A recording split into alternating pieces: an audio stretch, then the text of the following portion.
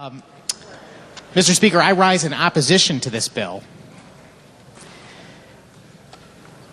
And I intend to be brief, but to the point.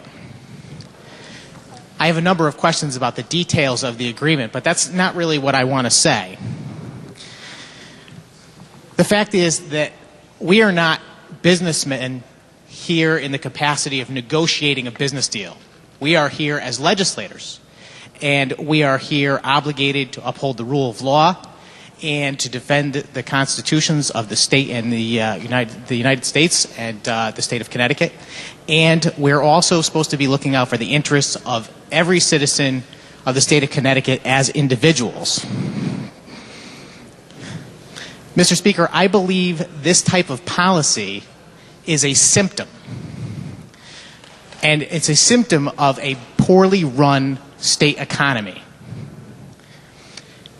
There are other states in this country that have thriving economies, South Carolina, Texas. And what's interesting about those states is they don't have policies like this. And the reason is they don't need to have policies like this. The fact is that businesses choose to operate in those states because they have an environment that is conducive to businesses wanting to operate there. I was just asked a moment ago if I would think that it would be a good idea to reduce the corporate tax in Connecticut. And I said, of course, yes.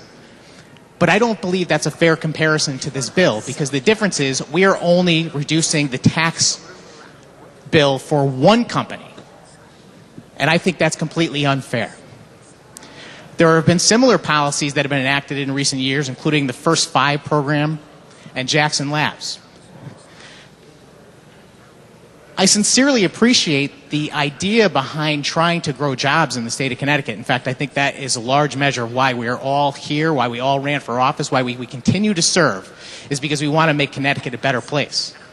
But in my mind, the way we make Connecticut a better place is by making it a better place for everyone and not picking and choosing who we are going to single out and treat them better.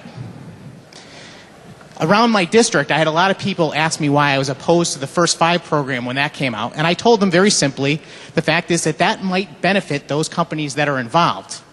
But it's happening at the expense of my own town and my own taxpayers and the businesses that are in that town. Because after all, we're the ones footing the bill so that someone else can have a tax break. And yes, it might create jobs, but it's not happening fairly.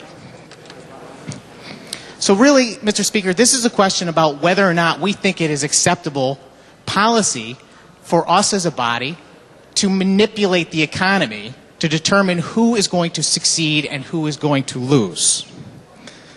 I believe it's the exact opposite of what we should be doing, which is to be trying to create a better Connecticut economy for all businesses so that everyone can succeed. And for those reasons, I'm going to vote in opposition to the bill, Mr. Speaker. Thank you. Thank you, Representative.